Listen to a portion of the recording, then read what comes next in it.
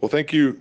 Today I'm here along with the Premier, Mr. Sawney, and we will be providing an update on the flood situation in Wood Buffalo and Mackenzie County and information on new supports available for evacuees.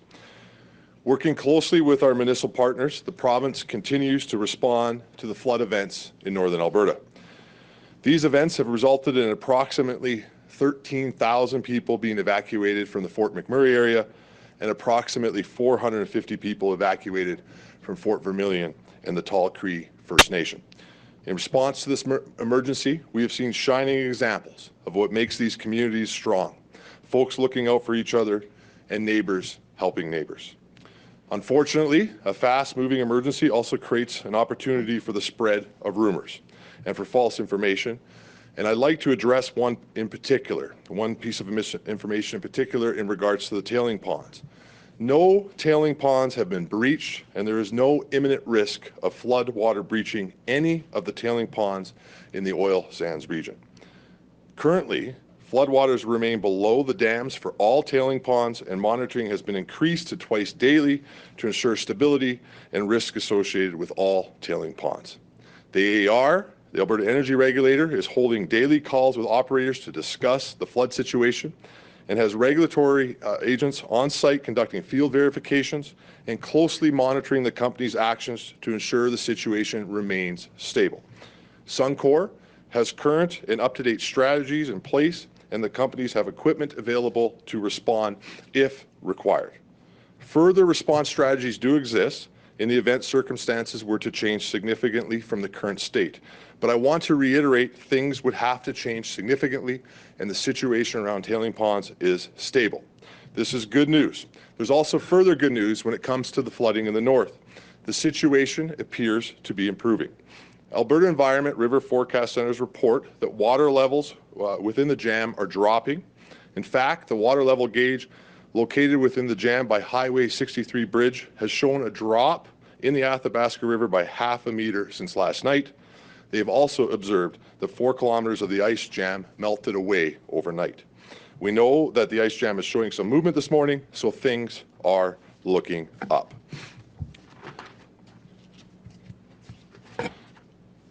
I will wrap up my comments by repeating what I said yesterday regarding the common theme throughout every emergency that Alberta has faced.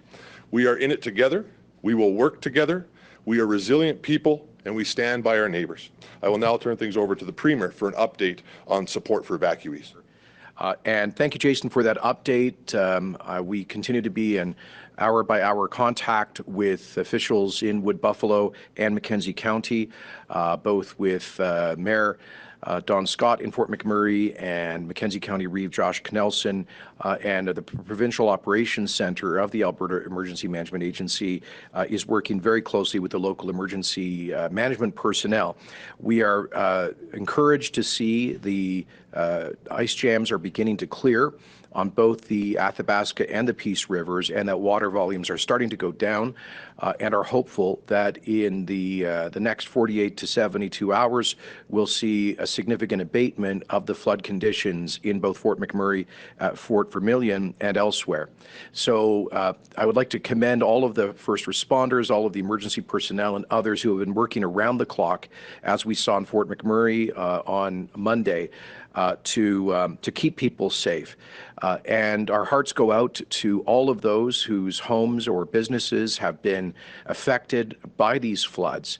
As I said in Fort McMurray earlier this week, it's just unthinkable that some of the folks who've just rebuilt their homes over the past 4 years, following the terrible wildfires of 2016, now see those very same homes, in some cases, underwater. And people whose life savings are tied up in their businesses to see those businesses partly underwater in those communities at a time that was already incredibly challenging with the economic adversity plus the pandemic. It is just too much for, I think, some people to bear. But we want them to know that the government and the people of Alberta stand with them, and we are providing every possible support to them. That is why I am here today to announce that the government of Alberta will be extending emergency evacuation cash payments to evacuees from the northern floods in the amount of $1,250 for adults and $500 for minors under the age of 18. We estimate that this will represent a emergency cash payments for a one-week installment of $11.7 million. Those payments will be available for application through My Alberta starting this upcoming Monday. And as in the past, as we've done with wildfire and flood situations for emergency evacuation payments, those will be automatic electronic transfers so that people can get that cash in hand just as quick as possible to cover some of the essential costs of living while they're dealing with all of the displacement and the challenges of living as evacuees. I should underscore that these folks generally have been housed in local hotels. Many folks from the Fort McMurray evacuation have been put into hotels in the south side of town. I understand that those hotels are now full, and then some people are being offered hotel space further south, including in Edmonton. And the regional municipality of Wood Buffalo is covering the initial costs. In due course, we will work out provincial cost sharing with Wood Buffalo in the emergency response. And as I indicated to Mayor Scott, we believe that given the 1-in-100-year nature of this disaster, that it will qualify for the Alberta Disaster Recovery Program. So as I say, the province will be there in a very real way. So folks, I guess this is important to underscore that people are not having to be cash out of hand to pay for their own accommodation right now. My understanding is that bills for those hotel rooms go directly to Wood Buffalo, and I believe the same is the case for Mackenzie County for Fort Vermilion evacuees, and Minister Sani can provide additional details. So the key point here is that we stand behind these folks, that help is there, and it will be following through with these emergency evacuation payments. I'd also like to thank Prime Minister Trudeau for having called me earlier today to express his concern and that of the Government of Canada for the people affected by these ice jams and floods in northern Alberta. He acknowledged with me that these communities have already been through enough, and it's just tragic to see yet another adversity thrown at people in northern Alberta, particularly in Fort McMurray. The Prime Minister did extend an offer of federal assistance, and I thanked him on behalf of the Government of Alberta for that offer.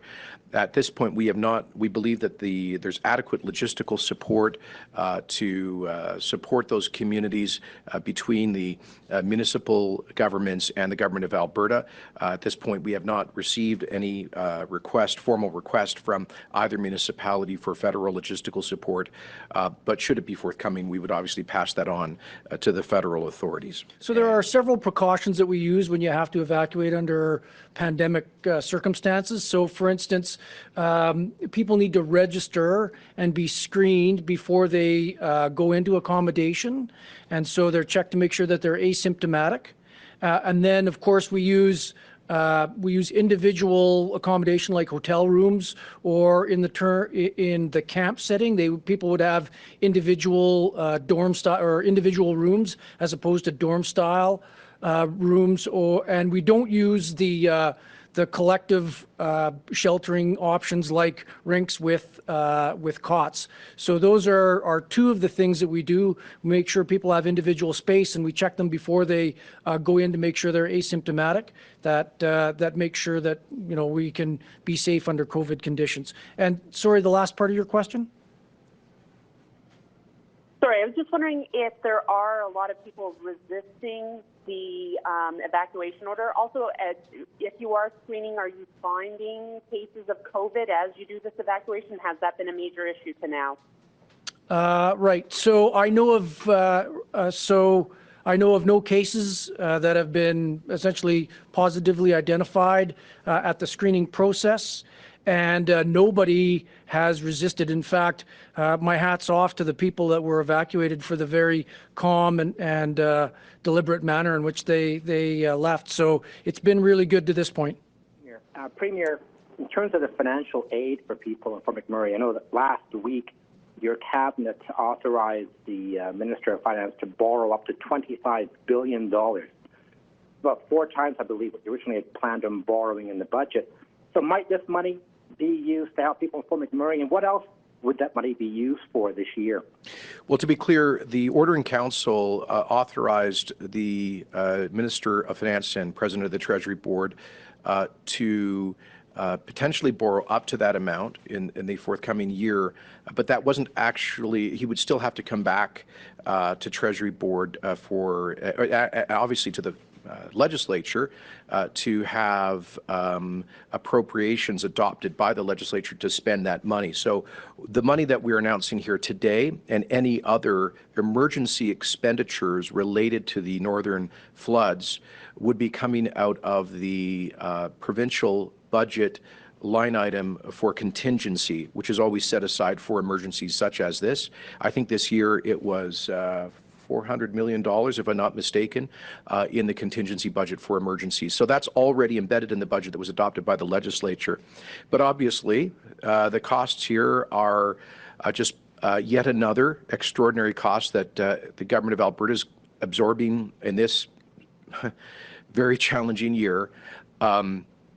As we've said before, we anticipate that the provincial deficit will move from a projected $6 billion to something in the range of $20 billion. And that's, look, we're not even halfway through the year. 2020 is throwing a lot of unknowns at us. That's our current best estimate. The finance minister will be providing a fiscal update to Albertans through the legislature this summer, as soon as we can get the legislature back to a regular business cycle. And we hope to have I anticipate there will be a summer session to make up for lost time this spring. And I've asked the Minister Tays to prepare a fiscal update.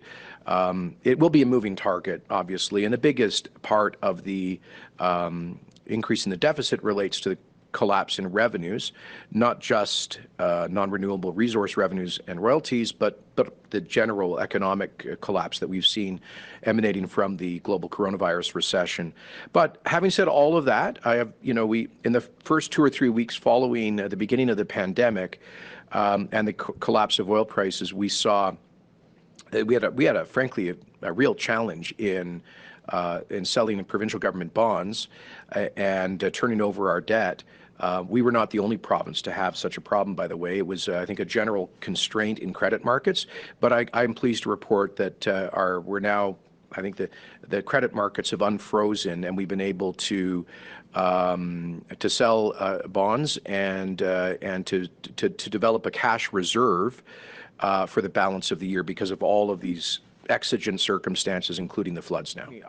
You're right. It's $750 million that was set aside for contingencies such as this in the budget, not $400 million. I was thinking about the previous year. We actually did increase the amount in this year's budget because there has been a tendency for years and years for Alberta to significantly overshoot our emergency response spending in terms of what versus what had been budgeted. So you're right. It is $750 million. Now, you may recall that the legislature, we did propose and the legislature adopted an additional $500 million in funding for Alberta Health Services to deal with the COVID-19 pandemic. And we did that just a few weeks ago as the pandemic was starting to spread here in Alberta.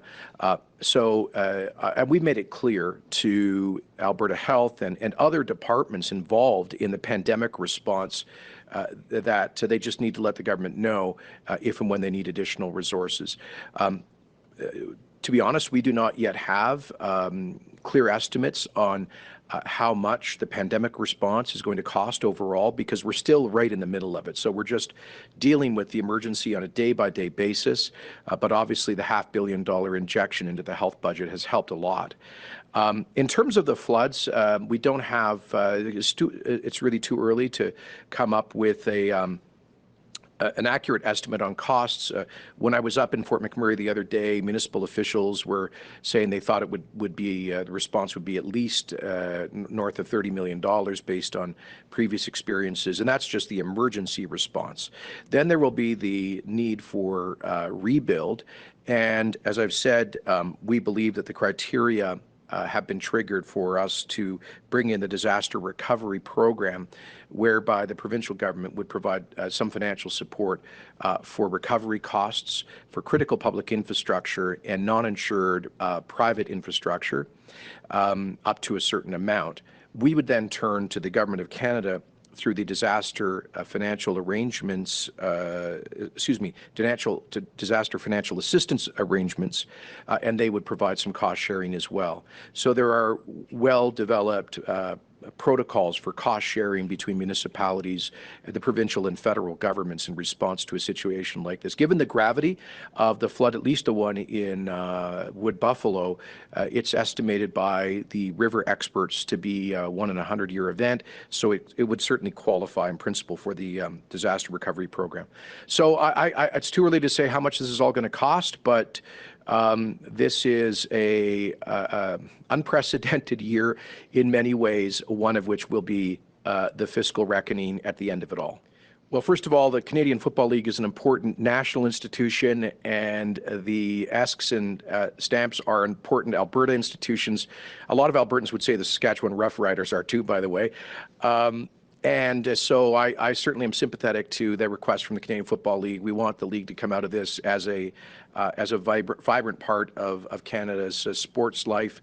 And so I wasn't aware of their request, but I'll take a look at that. And I have not personally received any communications from the Stamps or the Eskimos, but we'd be happy to reach out to them and see how they're coping through this, because obviously the season this year is going to be at least somehow compromised. On the question of the NHL, as you know, I did have a conversation with Commissioner Bettman about a week ago, and it was a general conversation about the potential for Alberta to host some games to wrap up this year's NHL season. I think the league wants to award a cup this year, and if we could do that safely in Alberta, I think that would be awesome. We'd have to make sure that all of the health protocols are followed very rigorously, and given the professionalism and the resources of the league, I'm confident they could come forward with a detailed proposal that for consideration by our public health officials. We have not yet received such a detailed proposal. I have not had any further discussions with the NHL since last week. My office continues to be in touch with the Edmonton Oilers, however, and I think conversations continue between them and the league. We, as you know, we continue to see extraordinarily low prices. Yesterday, WTI was trading at $12 and WCS in the $3 range. Our best intelligence is that those extremely depressed prices are likely to continue for the better part of a year, at least, given global inventories. Here's the problem. Global energy demand, because of the COVID recession, is off by at least 30%. And because OPEC and Russia maintained, or in some cases increased, supply in the face of that catastrophic reduction in demand, we've ended up with global inventories approaching tank tops. I'm told by our Energy Minister, Sonia Savage, that there are fleets of oil tankers out now basically moored off the U.S. Gulf Coast that are filled to the gunnels, and they have nowhere to unload. So the inventories are actually not just on land, but they're on the open seas as well. And this is why we've seen these extremely depressed prices. So two things are going to have to happen. First of all, post-pandemic, we're going to see global demand and energy consumption increase. Eventually, global economies are going to come back to something like normal. People will start to travel by air again, and we'll see demand go back up. And then secondly, we are seeing a significant reduction in supply now. There's the 9.7 million barrels per day of reduced production that was announced by OPEC Plus 2 weeks ago. And in addition to that, we estimate millions of barrels a day coming off in North America and other jurisdictions outside OPEC Plus. So I think our best intelligence is that we will be dealing with a low price environment for probably 12 to 18 months. I hope that's wrong. I hope that the global economy recovers more strongly and more quickly. And I hope that uneconomic oil production comes off permanently, and that OPEC Plus have learned the lesson. And I think there is light at the end of the tunnel for Canada and for Alberta in all of this, because our oil sands in particular are much more capital efficient than U.S. shale. Because they have to constantly drill and spend money on exploration just to be able to produce, whereas the oil sands are long-lasting reservoirs and assets. Once you build them, you can produce for 20 or 30 years. So we believe that we're going to survive through this and come out stronger at the other end of it, but that may take 18 months or so.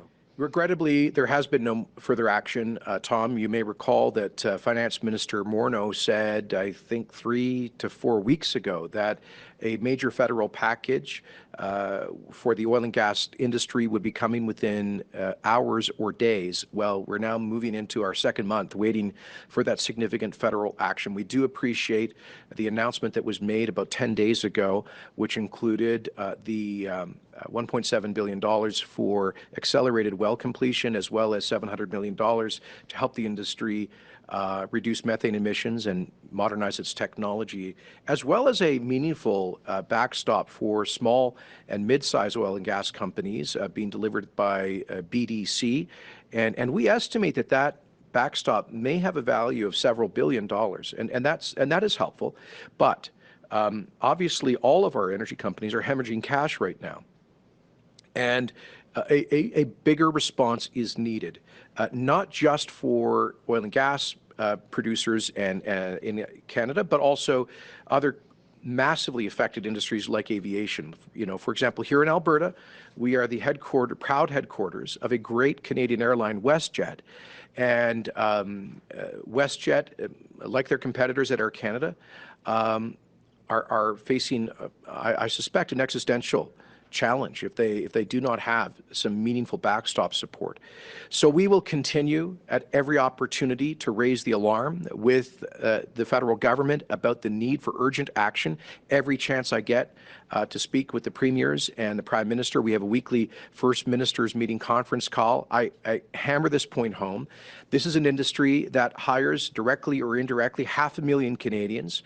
It produces tens of billions of dollars of much needed government revenue. It is the largest subsector of the Canadian economy. It is by far our largest export industry. Alberta was there to help ensure a future for the central Canadian auto manufacturers back in the global financial crisis 12 years ago. And Alberta's oil and gas industry helped to save the Canadian economy during the global financial crisis in 2008. And Albertans, after all that we've done, after the $600 billion net that we have given the rest of the country in recent decades, it's time for the rest of the country to be there for Alberta and the women and men who work in the energy sector. It's a message I just will continue to repeat.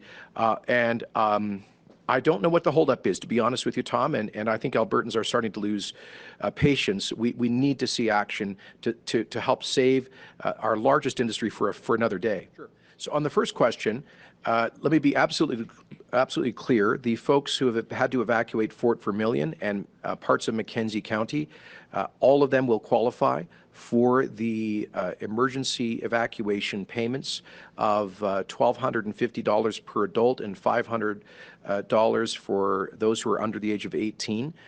They can apply at Your Alberta for those payments next Monday, and they can receive electronic transfers. So all of the roughly 450 evacuees in Mackenzie Mackenzie County will benefit from those payments. I was referring to a totally different program. It's called the Disaster Recovery Program, and that is provincial financial support for the post-emergency phase when people have to rebuild some of the infrastructure, perhaps houses and businesses.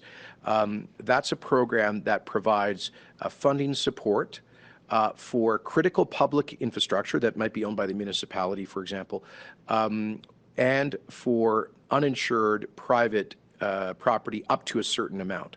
So I was just saying that I'm certain that given the 1 in 100-year scale of the jams and floods in Wood Buffalo, that municipality will qualify for the DRP. I'm not yet sure whether Mackenzie County will. We're obviously going to take a look at that, but all the folks will be receiving emergency evacuation payments, and Minister Nixon can give you an update, and perhaps Mr. Schreiber, on the flood situation in Mackenzie County. Yes, and just to add to what the Premier is saying in regards to Fort Vermilion, the river forecast team in Alberta Environment have indicated to me that it certainly does look like that is a 1 in 100-year fire, or sorry, flood. And yeah, exactly. And so we'll be looking at that in that context. The immediate work is around the immediate relief for evacuees, which the Premier spoke about today. And as we move into cleanup and recovery stage, we'll be having these conversations with the municipalities. In regards to Mackenzie County and Fort Vermilion, the news is very good. There was a melt out there sometime last night, and the remaining ice has begun to flow out of that community's area. The flooding has stopped within the community. I don't want to say that the emergency situation is over, because it's not. Obviously, we have to go through the process of getting the river out of town, or getting the water out of town and back into the river.